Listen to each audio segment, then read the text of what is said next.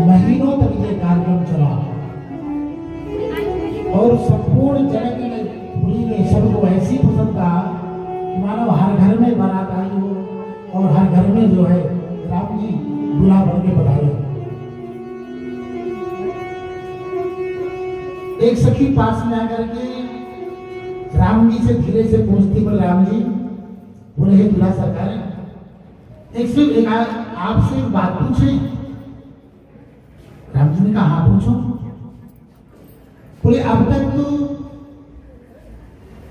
सब जगह संतान उत्पन्न करने की अलग अलग विधियां है, लेकिन हमने सुना तो आपके यहाँ तो खीर खाने से बेटा हो जाता है, ये कैसे हुआ? राम जी मुस्कुराए और कुछ बोले नहीं।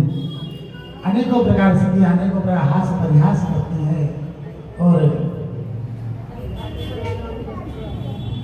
फिर एक सखी आगे कहती है कि राम जी आप तो सम्राट हैं और एक राजा अपनी कन्या का विवाह है, अपनी राजा अपनी कन्या का विवाह किसी राजकुल में करेगा, लेकिन आपकी भगनी आपकी बहन उन मतलब शांता उनके साथ महात्मा उनके साथ में खुद भागी थी, यह मतलब महात्मा जी ने विवाह इनको भगा के ले लेते। अनेकों प्रकार का हास परिहास करती, कारण भी है कि पूर्व एक विवाह कथा आती है जो है उसमें सब सखियां अनेकों प्रकार के हास परिहास मजाक करते हुए महाराज कहते हैं उस समय चंद्रमा की गति भी स्तंभित हो गई और वह रात्रि भी दिव्य रात्रि हो गई। शाम को गोधूली बेला में भगवान श्री राम जी का विवाह संपन्न हुआ। जानकी नवमी आती है मार्गशीर्ष आगान के उस समय जो है जानकी जी का विवाह संपन्न हुआ। उत्तरा फाल्गुनी नक्षत्र था, उत्तरा फाल्गुनी नक्षत्र में जो है भगवान श्री राम जी और जानकी जी का दिव्यतम ये विवाह मंगल कार्य संपन्न हुआ। अब बहुत ये विवाह मंगल कार्य सब संपन्न हुआ। उसके बाद महाराज श्री जनक जी ने बहुत सारा दहेज दिया अपनी बेटी जानकी के लिए, 1000 दासियादी सेवा के लिए, और भी जो बहनें बेटियां थी भाई की बेटियां उनके लिए भी 1000 दासियां थी अपनी बेटियों की सेवा के लिए। 1.25 करोड़ गौओं का दान करते हैं, सब गौओं के सिंग में सोने से मंडित करके और दुसारा डाल करके 1.25 करोड़ गौओं का दान करते हैं। लिखा हुआ है कि 10,000 हाथी और घोड़ा दिए दहेज में। बहुत सारी स्वर्ण मुद्राएं, रजत चांदी की मुद्राएं, हीरे जवाहरात बड़े बड़े स्वर्ण के पात्र में भर करके सब जो है दहेज में दिए महाराज श्री जनक जी। बहुत सारा दहेज पा करके दशरथ जी बड़े प्रसन्न हुए। महाराज कहते हैं कि महाराज दशरथ जी तो स्वयं चक्रवर्ती सम्राट हैं। कहा गया है कि दहेज देना ठीक दोष नहीं है, दहेज मांगना ठीक नहीं है। हर कन्या का पिता अपनी सामर्थ्य के अनुसार बेटी के विवाह में खर्च करता है, लेकिन वर पक्ष के द्वारा जो मांगा जाता है वह उचित नहीं है। दिव्यतम यह विवाह संपन्न हुआ। अब जो है विदाई का कार्यक्रम चल रहा था, कुछ बाराती लोग जा चुके थे। तभी उसी समय महाराज श्री रघुनंदन महाराज श्री परशुराम जी का आगमन हो गया। रामायण जी में विवाह है उसी का लिखा हुआ, जैसे धनुष तोड़ते हैं उसी समय परशुराम जी का आगमन हो जाता है। लेकिन श्री वाल्मीकि रामायण में भिन्नता है। जैसे जब विवाह संपन्न होता है और जब विदाई होने लगती है, उस विदाई के समय महाराज श्री परशुराम जी का आगमन हुआ। जैसे परशुराम जी का आगमन हुआ तो लोगों ने क्या देखा, उत्तर दिशा में इतने बड़े जोर की बवंडर हवा चलने लगी और आकाश मंडल में इतनी धूल छा गई मानो पर ये पूरा संसार अपवित्र हो गया। बड़ा जिंदगी बड़ी बड़ी केस जटाए हैं, बड़ा विकराल जिनका रूप है और कंधे में एक बरसा धारण किए हुए हैं और गदा गोमतिया धारण किए हुए और क्रोध से लाल आंखें करते हुए सभा मध्य में प्रकट हो गए और जनक को कहा गए, मूढ़ जनक, ये धनुष किसने तोड़ा है? सब राजा लोग भय से कांपने लगे। अब तो परशुराम जी के क्रोध को देख करके सब राजा अपना अपना नाम अपना गोत्र बोल करके चरणों में गिर करके दंडोत प्रणाम करने लगे। पितु समेत कही कही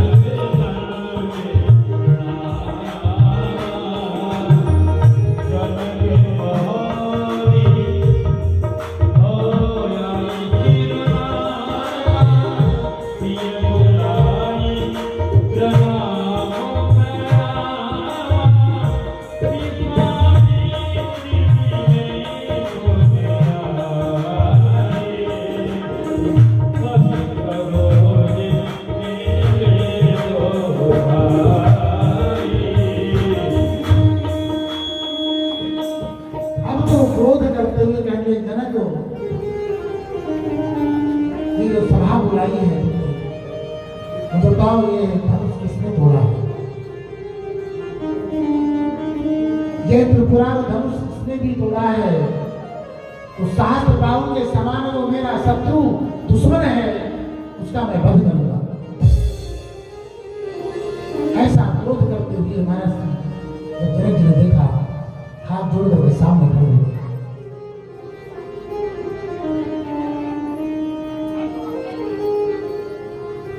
अब जैसे इनके क्रोध का आग जैसे उड़ा जैसे हो गई, उस समय लखनलाल जी सामने आकर के निवेदन किया, बोले प्रभु बहु धनु ही तोरी लड़का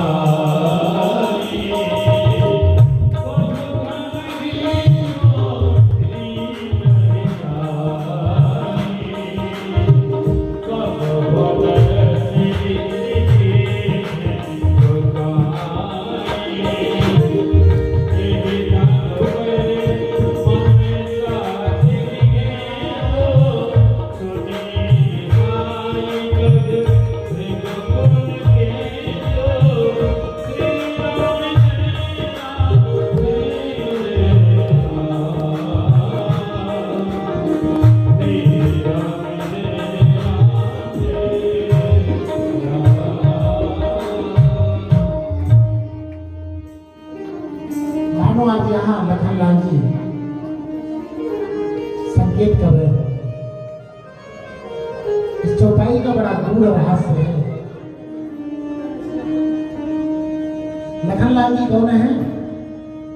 शेष अवतार है और शेष का मतलब ही होता है जो किसी से न कटे। विशेष क्या है?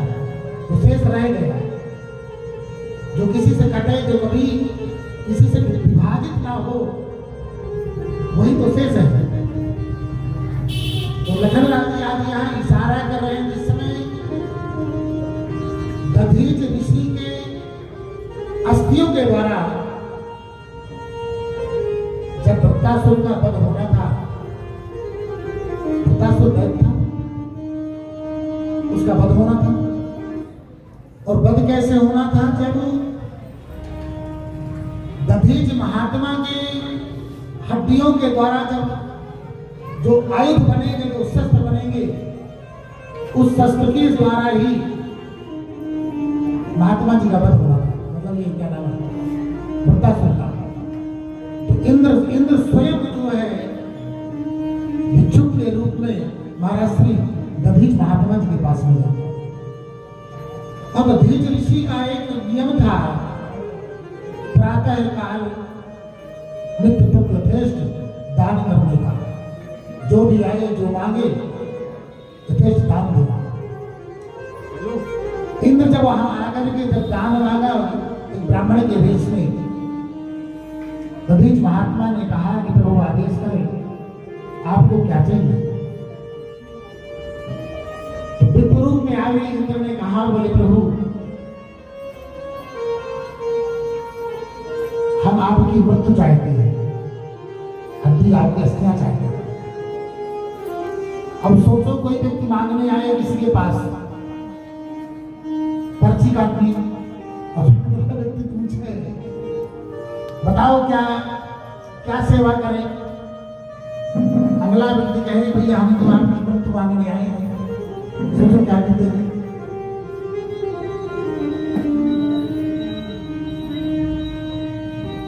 दधीच जिसने कहा, बोले आप जो भी हैं, आप ब्राह्मण भेष में तो हैं, लेकिन आप ब्राह्मण नहीं है। इसलिए कि ब्राह्मण कभी किसी की मृत्यु नहीं चाहेगा, ब्राह्मण तो हमेशा सदैव सबकी मंगल कामना चाहेगा। आप ब्राह्मण के भेष में कोई और है, अपना परिचय दें, आप कौन हैं?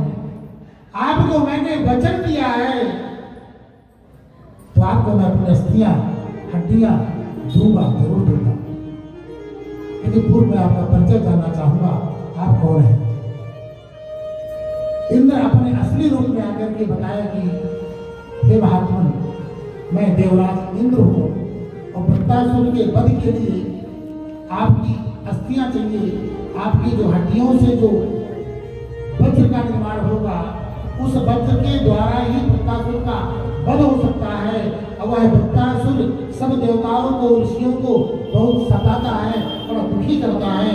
इसलिए प्रभु आप हमारे इस कार्य में अपना सहयोग प्रदान करें।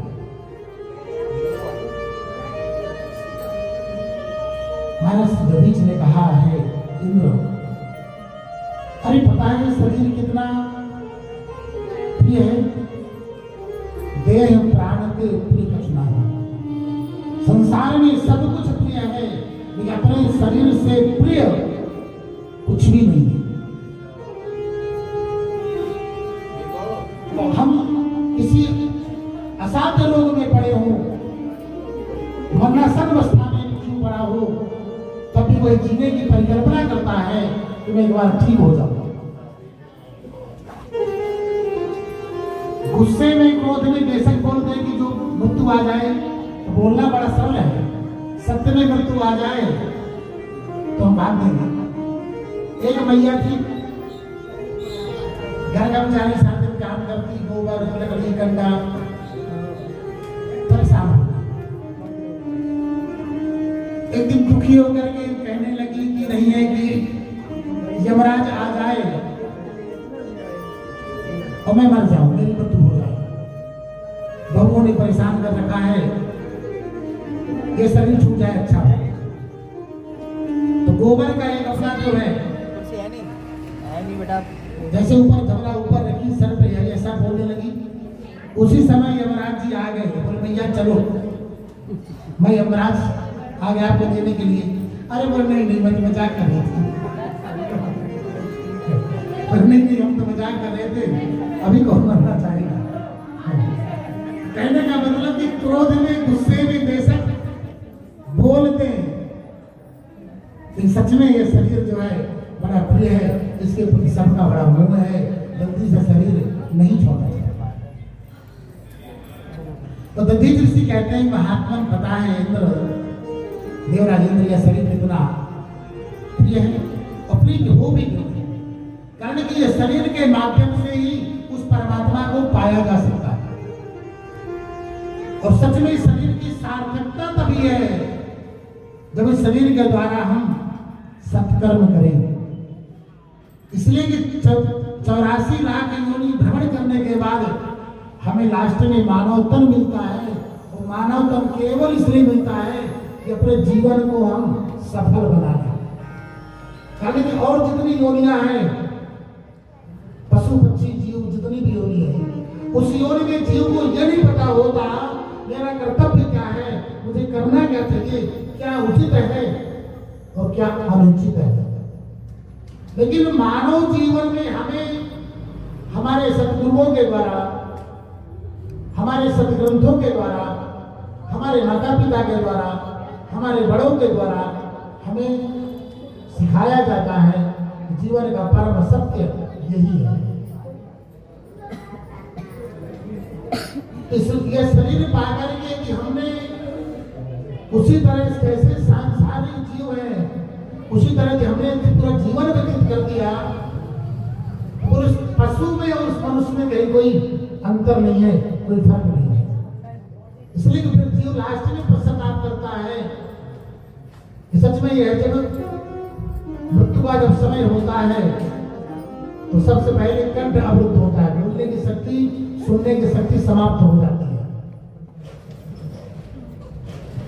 तो जैसे जैसे उस समय वह जीव जिस समय मृत्यु का जब समय होता है तो मृत्यु संज्ञा में पड़ा हुआ वह जीव को उस समय अपने जीवन के किए हुए संपूर्ण कर्मों की एक छवि, एक पिक्चर उसके दिमाग में घूमनी शुरू हो जाती है कि मेरे जीवन मैंने इतने इतने अपराध किए हैं। लेकिन उस समय कुछ जीव के उस हाथ में है नहीं, कुछ कर नहीं सकता। इसलिए कहा गया है कि हमें उस परमात्मा की कृपा को ही सब कुछ मान करके संसार में निवास किया जाए। जाहि विधि राखे राम ताहि विधि रहियो, विधि का विधान जान हानि लाभ से। जिस किसी स्थिति में परमात्मा रखे उस स्थिति को परमात्मा की इच्छा मान करके स्वीकार किया जाए तो बोले जीवन दुखदायी नहीं है। बोले दुख क्या है? बोले दुख हमारी परिकल्पना है। हमने सोचा कल फला जगह से इतने पैसे आएंगे, इतने बक्से आएंगे, इतनी पेटी पेमेंट आनी है, और जब वो पेमेंट नहीं आई हम परेशान हो गए। इसलिए चित्त में वो मन में हमारे को पिक्चर हो गई। हमने रखा कि पहले भाई हमारी जब वृद्धावस्था होगी तो बहू हमारी सेवा करेगी, और जब बहू डंडा लेके सेवा करती है तो फिर रोना आता है कि ठीक नहीं है।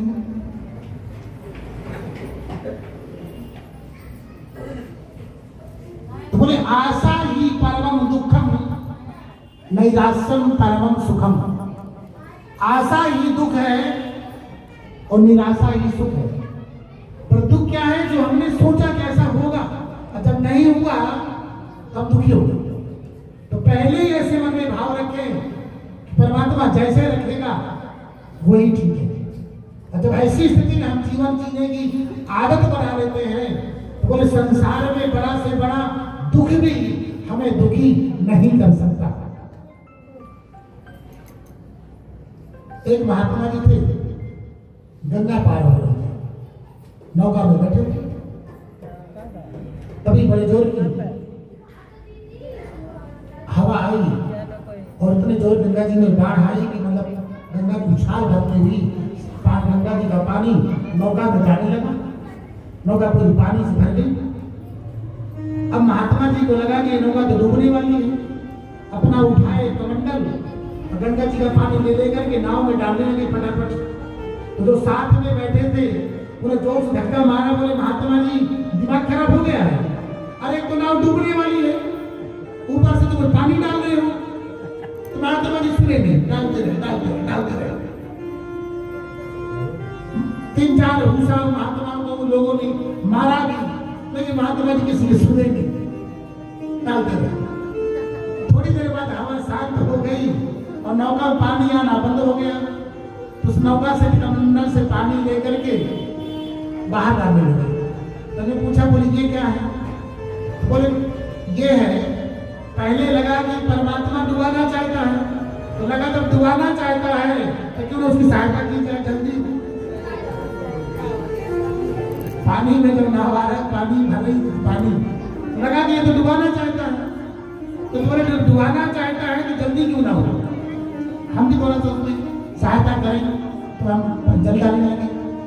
लेकिन जब ठीक हो गया तो लगा कि वो तो बचाना चाहता है, तो ठीक है कमंडल का पानी लिया और तो भगवान की जो है कृपा। तो दधीच ऋषि ने कहा, बोले प्रभु ये शरीर बड़ा ईश्वर है। फिर भी महाराज दधीच ऋषि ने योग अग्नि के द्वारा, योग क्रिया के द्वारा अपने प्राण वायु को खींच करके अपनी जीवा को मोड़ करके ब्रह्मरंध्र में स्थापित किए और महाराज जी ध्यान अवस्था में जाकर के अपना यह पांच भौतिक शरीर समाप्त कर देते हैं। बाद में दधीच ऋषि के संपूर्ण शरीर में नमक लगा लगा करके कामधेनु गौ ने जो है जीभ से चाट चाट करके संपूर्ण रुधिर मांस सब कुछ जो है साफ कर दिया। अब केवल ढांचा में जो बचा, उस ढांचे में के द्वारा जो है उस जो मेरुदंड रीढ़ की जो हड्डी है, उस रीढ़ की हड्डी के द्वारा ही वज्र का निर्माण हुआ। तो महात्मा जी की वो हड्डियां इतनी मजबूत थी कि जब विश्वकर्मा जी धनुष बना रहे थे तो वो था कि हड्डियों को लचकाए और मोड़े को, तो मोड़ने की किसको बुलाया गया? महाराज शेषनाग जी को। शेषनाग भगवान आए और शेषनाग जी एक तरफ पूंछ लपेटे, एक तरफ मुंह पर लपेटे, और जैसे थोड़ा सा ताकत लगाते तो कई बार हड्डियां टूट जाती। ऐसे करते करते केवल उसमें से 3 अस्वस्थ बने। आज लखनलाल जी वहां परशुराम जी को यही बात संकेत में कह रहे हैं, बोले बहु धन हुई तोरो लड़काई असरी से कब कीने गोसाई। परशुराम जी कौन है? भगवान विष्णु के अवतार है। लखनलाल जी यहाँ शेष अवतार है। अंतर इतना है कि परशुराम जी का जो अवतार हुआ वो 4 कलाओं का अवतार है। कला माने डिग्री, एक अपनी उसकी क्षमता। भगवान श्री राम जी का अवतार 12 कलाओं में से। जब परशुराम जी से मुलाकात हुई, जब परशुराम जी जब उन्हें धनुष दिए, उस समय जब क्रोध करते हैं, जब कहा, जब परशुराम जी ने अपना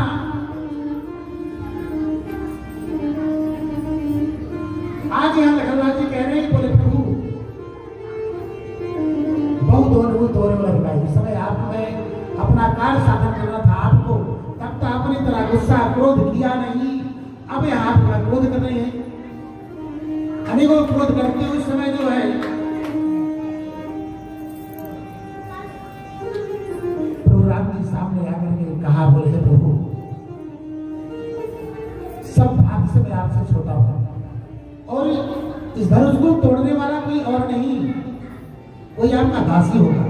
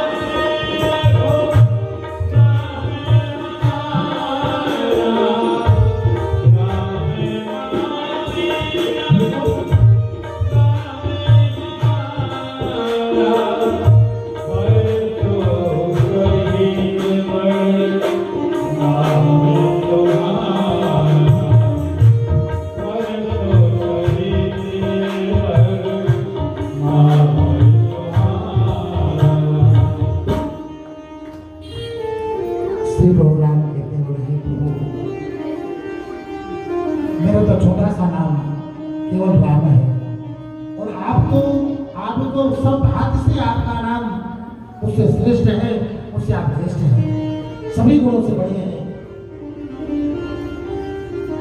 परश सही तो बड़ा नाम है। उस समय प्रभु जी परशुराम जी ने सुंदर सा अपना धनुष प्रदान करते हैं श्री राम जी को और कहे, बोले हे प्रभु राम रमापति करी भजो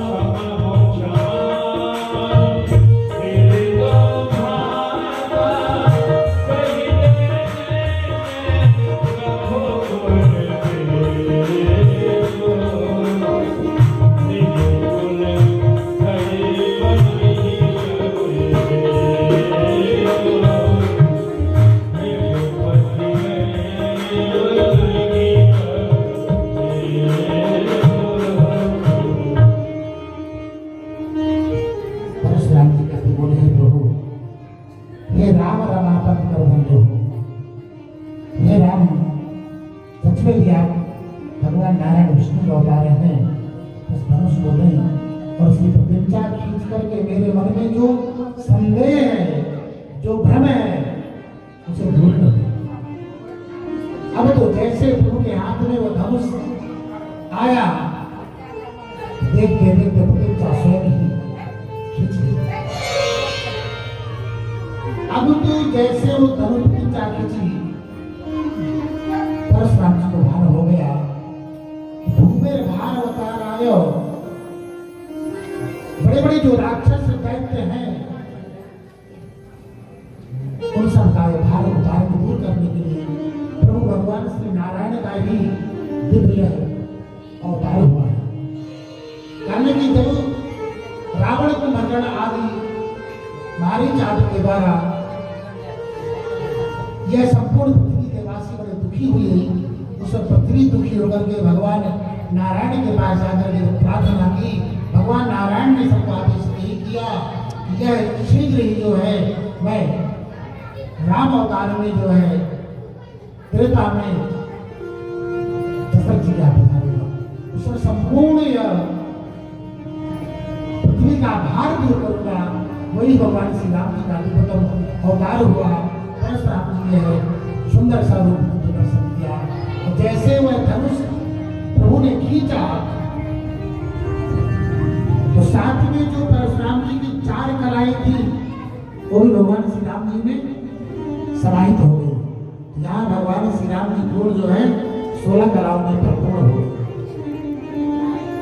भाई भगवान श्री कृष्ण अवतार धारण करते ही 16 कलाएं थी, तो आते ही प्रभु ने लीला शुरू कर दी। ऐसे प्रभु कारागार में प्रकट हुए और आदेश दिए कि मतलब कि मुझे मथुरा से गोकुल छोड़ के आए। आते प्रभु जब 5 दिन के 7 दिन के दशरथ पुतना का वध कर दिए। प्रभु तो शुरू से प्रथम लीला करते रहे, कारण के पूर्ण कलाओं से युक्त रहे। लेकिन वह परमात्मा भगवान श्री राम जी कहीं अपने आप को यह नहीं सिर्फ बताए कि मैं ईश्वर हूं।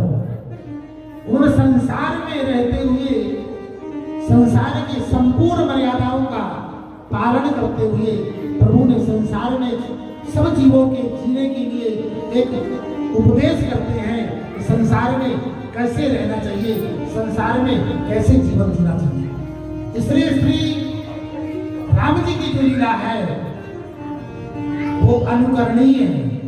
राम जी ने कहा जो मैं किया है जीव चराचर को मत करना चाहिए। कन्हैया कहते जो मैंने किया है वो मत करना, दंडे खाओगे। जो मैंने कहा है वो करना चाहिए। तो गीता में प्रभु ने उपदेश प्रदान करते हैं। कन्हैया कहते हैं कि जो मैंने कहा है वो करने लायक है, जो मैंने किया है वो करने लायक नहीं। और राम जी ने जो कहा और किया है वो सभी अंतर में।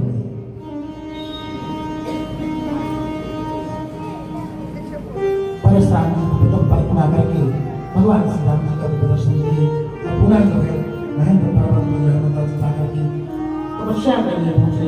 भगवान यहीं के परम चरित्र।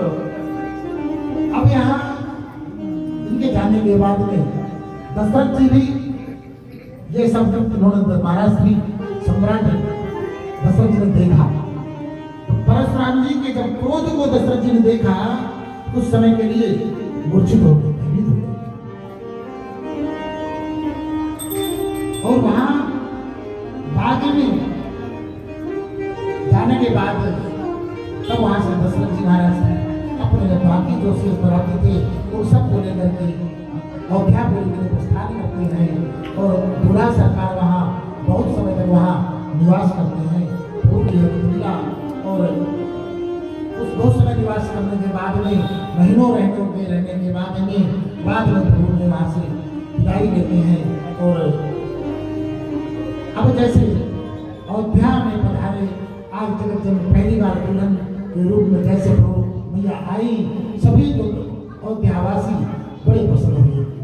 सबको ऐसी प्रसन्नता हुई, संपूर्ण अयोध्या को दुल्हन के जैसे सुंदर सजाया गया, सुंदर बुहारी दी गई, रोडों के सड़क पर जो रोड मार्ग था उन्हें बड़ी धुलाया गया, गुलाब जल इत्र का छिड़काव किया गया, सुंदर जो है केसर आदि की जो है क्यारी बनाई गई, सुंदर बंदरवार पुष्पमाला आदि ये सब लड़ियां लटकाई गई, जगह जगह हीरे चमेली आदि के द्वारा सुंदर से जो है बंधनवार आदि बना करके दिव्य स्वागत के लिए जो है सुंदर मंदिर को सजाया गया। चार सिंहासन सोने दे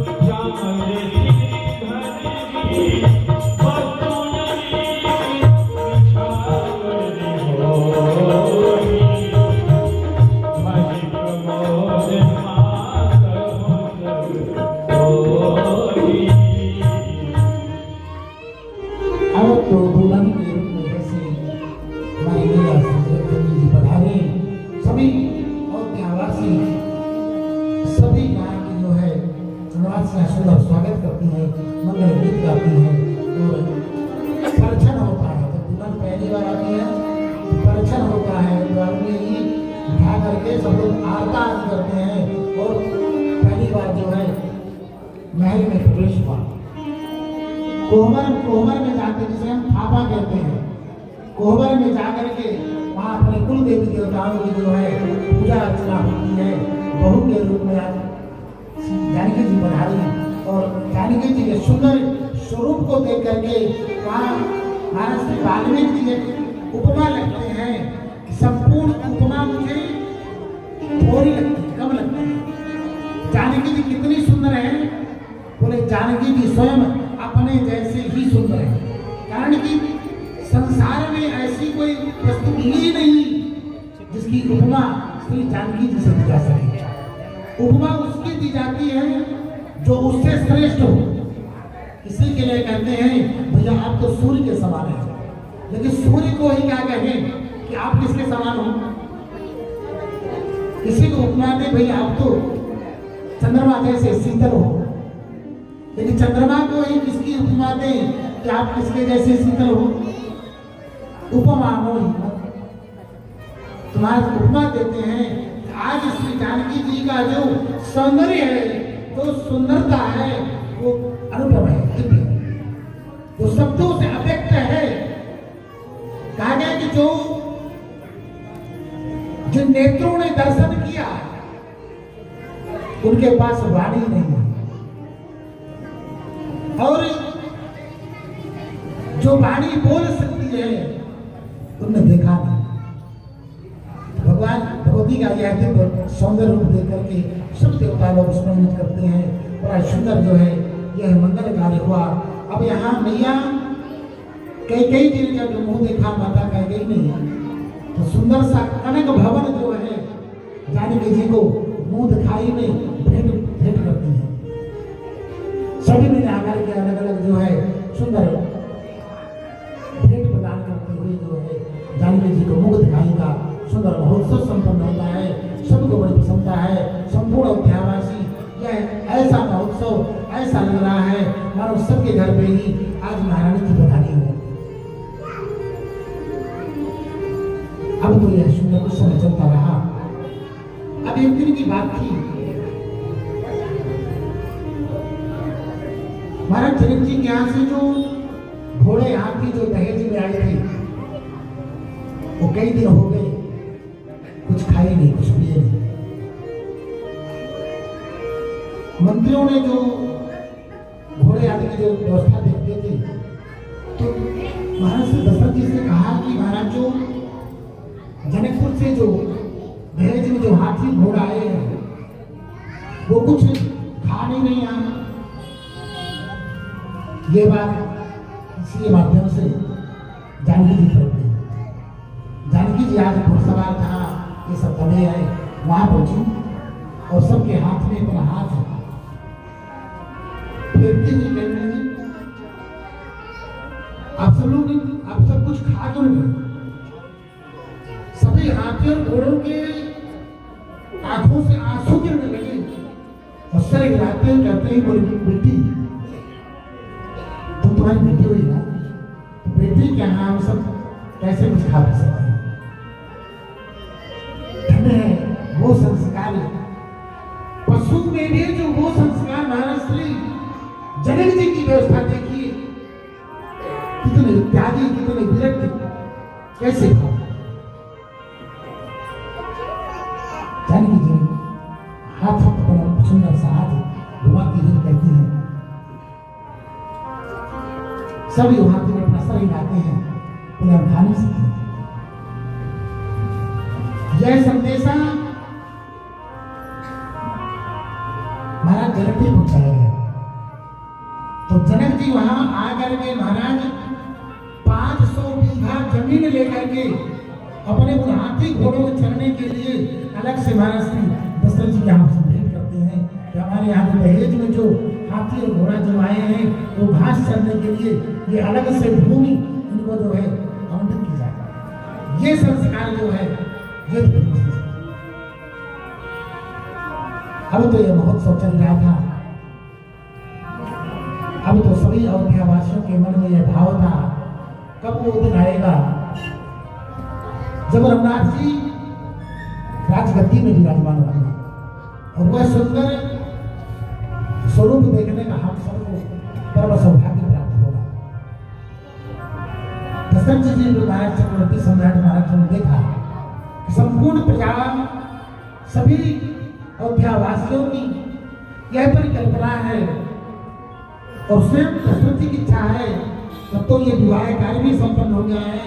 अपनी जिम्मेदारी मैं राम जी को भेंट कर दूं और राम जी गद्दी में बैठे और वो मेरा कितना सुंदर सौभाग्य होगा जब मैं राम को बैठा हुआ सिंहासन बैठा हुआ देखूंगा। एक पिता की कामना कि मैं अपनी जिम्मेदारी अब मैं अपने पुत्र को संतुष्ट कर दूं। अपने मंत्री सुमंत को बुला करके प्रभु ने दशरथ जी ने यह बात रखी कि मेरे मन में कौतूहल है, बहुत दिनों से मन में जिज्ञासा है कि वो यह पांचभौतिक शरीर है, इसका कोई पता नहीं है कब तक है, तो अच्छा जो कार्य है वो शीघ्र हो जाएगा। तो अपने हाथों से अपने सामने मैं राम को राजगद्दी देना चाहता हूँ। हमारी यही कुल परंपरा रही, हमारे इस वंश की जो ज्येष्ठ पुत्र है वो राजगद्दी का अधिकारी होता है। यह समाचार सब जगह पहुंचाया गया। अब तो सुंदर जो है राजगद्दी की तैयारी होने लगी। सुंदर नगर में महोत्सव सा हुआ, सबको बड़ी प्रसन्नता हुई। भगवान श्री राम जी को बुला करके और राम जी को रघुनंदन को बुला करके यह सब बताया गया। बड़े प्रसन्न हुए, तैयारियां चल रही थी, महोत्सव हुआ। इधर पूर्व से जिस समय यह समय हुआ उससे पूर्व भरत और शत्रुघ्न जो है ननिहाल गए हुए थे, जहाँ लक्ष्मण और राम जी थे। तो महाराज बताते हैं कि जल्दी जल्दी में कार्य होने की वजह से महाराज दशरथ जी को था कि मंगल कार्य बहुत जल्दी संपन्न हो। तो राजगद्दी की जो तैयारियां तो हो गई, लेकिन इसका निमंत्रण किसी को नहीं दिया गया। ये था कि जब राम जी गद्दी में पधार जाएंगे तब सबको बुला करके सबको सुंदर सुअवसर प्राप्त होगा, राम जी को गद्दी में बैठा देखेंगे, सबको बड़ी प्रसन्नता होगी। जैसी यहाँ राजगद्दी की तैयारी हुई वैसे देवताओं में खलबली मच गई। देवताओं को लगा कि भगवान का अवतार हुआ है, भूमेर भार अवतार आय। भगवान गीता में कहते हैं यदा यदा हि धर्मस्य ग्लानिर्भवति भारत अभ्युत्थानं धर्मस्य तदात्मानं प्रजापति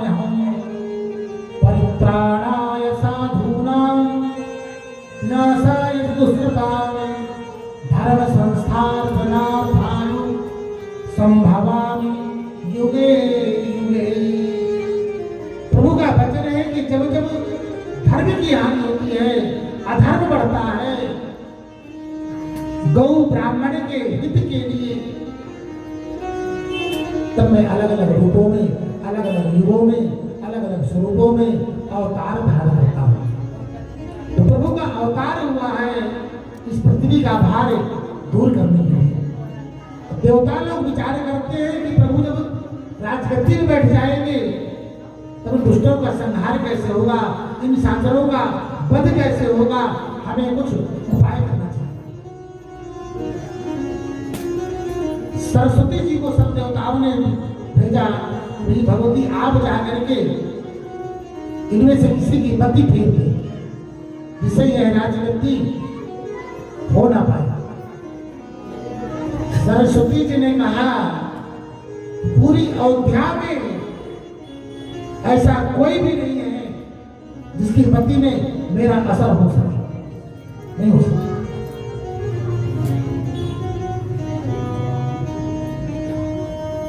तो लास्ट में विचार करते हैं कि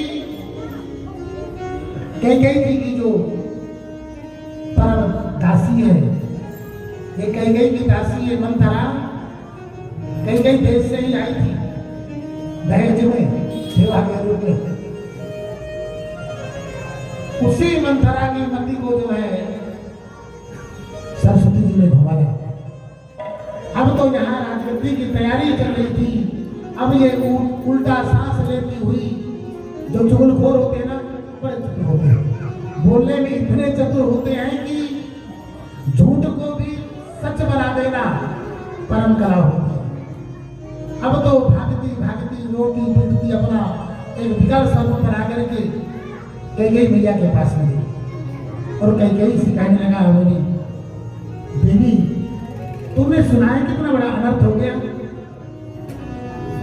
कैकेयी क्या क्या हुआ? बोले आपके पुत्र भरत को तो ननिहाल भेज दिया गया और देखो षड्यंत्र करके कौशल्या पुत्र राम को जो है राजगद्दी देने की यहाँ तैयारी चल रही है। ये ठीक नहीं है। जैसे इतनी बात कैकेयी ने सुना तो माता कैकेयी ने दपटते हुए डांटते हुए कहा, रे मूर्ख, तेरी मति बहुरा गई है। हमारे कुल की तो परंपरा है ज्येष्ठ पुत्र ही राजगद्दी में, और सच में यहाँ राम के जैसा कोई और दूसरा हो नहीं सकता। और ऐसा ही दिखे तो मैं तेरी जीवा खिंचवा लूंगी, खबरदार ऐसा जो बात किया। अब पुनः छल से रोती हुई कहने लगी, भाई मेरा क्या है, मैं तो दासी हूँ, दासी ही रहूंगी, पर आने वाला जो टाइम होगा आपका बड़ा बुरा होगा। ऐसी बोलती हुई अनेकों प्रकार की बात कह रही है। कौन हो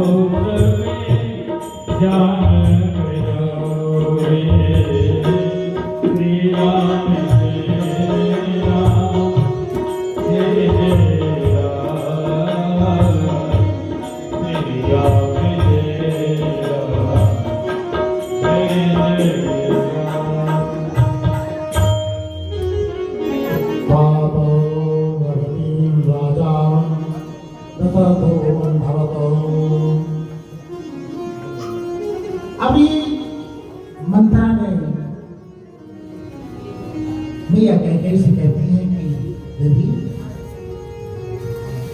तू अपना हित तो सोच, अपना ना सोच, अपने पुत्र का तो सोच, भरत का, उसका क्या होगा?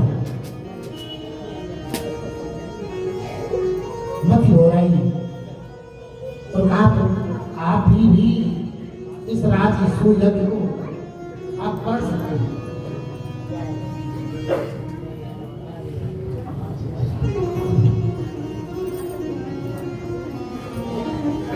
बोलिए श्री वृंदावन बिहारी लाल की। भगवान श्री राम